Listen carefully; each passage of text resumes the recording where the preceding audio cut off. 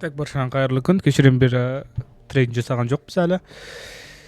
Өздөрүң көрүп тургандай кечеги ашкан сделкаларыбыз, 2 сделка бизде ашылды, 2 плюс. Соответственно, сол иде каркын менен торговляны аяктаган едик. Ал эndi азыр жаңа трейдке киришетін боламыз.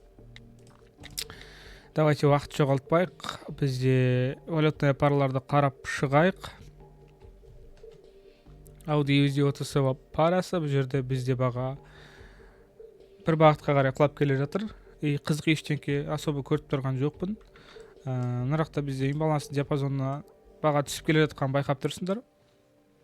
Вот, нарактардагы бизде ликвидностьтар тоже чечилип жатыр. Ошол жерден убакытча жогору реакция алуубуз мүмкүн негизи жогору карай деп. Но көрөмүз энди.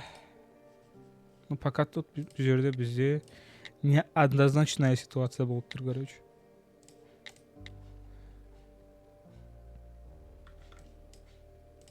Бизде имбаланста тест болгон зонанын ликвидностун чечкенбиз. Соответственно, содан кийин бизде бага жогору карай кетип, жогору жактагы имбаланс тоже тест болду.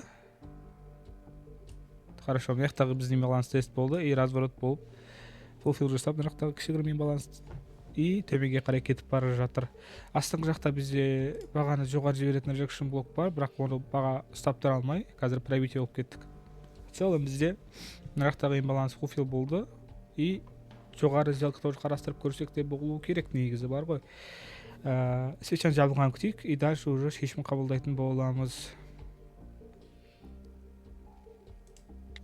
Өзүм сделкамды төмөндеп ашамын деп чечим кабылдадым. Так как бизде биринчи кезекте модель чыкканын байкап турсуңдар, баганы болжоодун теориясы, ягни ары карай бага өзүнүн кулабын жалгастырат деп мага түшүнүк берген осы модель. Наракта бизде дене менен закрепление болуп алдыңкы свечамыз жабылды.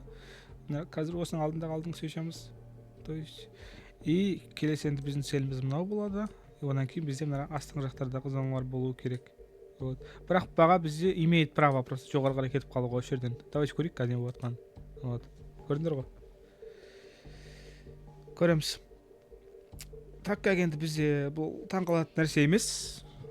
Имбалансты fulfill жасагандан кийин энди сол жактагы алган объемдарды кичине таратуу керек, рынок распределить этүү керек. Ал распределение үчүн кичине бага жогору жүрө турганы дурус да. Но көрөмүз, бизде баары бир лимит сыяктымыз го, сделкамыз плюс чабууга да. Барекелде үлгөрүпбүз. Көрүп тургандарымдай прям четко и точно соңку секундта үлгөрүп кеттик, короче. Мен уже почти смирился, да, минус болот деп. Но нет, үлгөрдүк. И соответственно азыр бизде мынаяктагы ликвидностьтерге карай келе жатыр бага. Но равный лайга, мына осы ликвидностьке карай, мынаяктагы ликвидностьке карай кулап келе жатыр. Өтө жакшы. Бирок кадимгидей мени таң калтырды. Соңку секундта плюс болуп. Ну энди үлгөрдүк да, короче. Үлгөрмөй калган жокпуз да, короче. Прям идеальная отработка болду. Надо признать. Мади USD OTC парасы бизде жогору жакта ликвидность менен жумуш болуп жатканын байкап турсуңдар. Келесі биздин целибиз астыңкы жактардагы ликвидностьтар. По идее. Давайте төмөндө өзүм сделкамды ачып жибере салайын $2000 деп.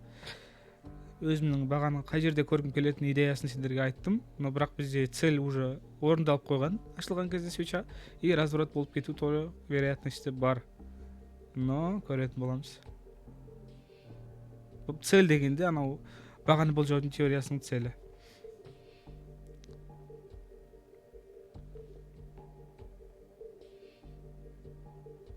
Так, ликвидность менен астыңкы жактагы жумуш жасап койду. Заодно бизде имбаланс толтуруп жатыр азыр бизде. Толтурганда тест болуп койду почти. Көрөтүн боламыз. 20 секундтай калды. Мынаяктагы бизде имбалансты тест әлі болмаган экен.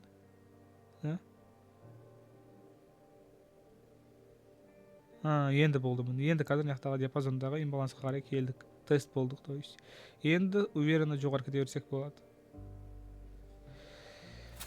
И өздөрүң көрүп тургандай, бизде плюс болуп тагы да сделкамыз жабылды. мына жактагы биздин ликвидность чечилгенден кийин мен просто банально өзүмдүн сделкамда мына жактагы свеча ачылгандан кийин осы диапазонду төмөндөп ачтым, и бага соответственно төмөн карай кетти. Көрүп тургандарыңдай астыңғы жакта бизде магнит иретинде имбаланс болду, бага сону толтурду. Бул фулфил жасап, одан бөлөк мына жактагы биздин баганы болжоодун теориясында модель чыкты разворотка. Мына жактагы биздин свечанын свип болуп жабылып, келеси биздин целибиз мына турган. Мына жердеги минимум тугун. Просто менин нем не болгон эт да. Просто менин нем оюм бул жерден не кылуу болгон эт. Мына жакта бизде разворот болуп кетүү мүмкүндүгү болду да, короче, багачы төмөнгө карай сөз алыпчы. Сол жерден корктум да, так негизи өтө жакшы.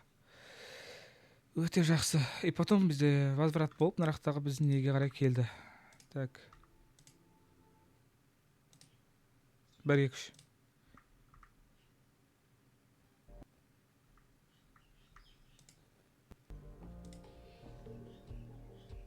Ана жактагы кепке карай келди.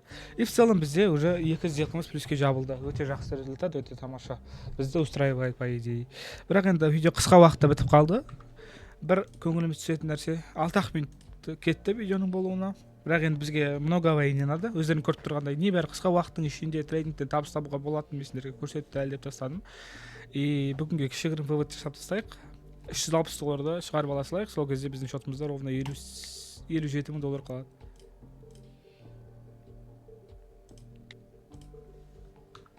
Хоть бүгүн энди майда болсо да табыс болсун. Все, $360 кетти. Алдын өздөрүң билетиндей бизде $962 $90 чыгардык.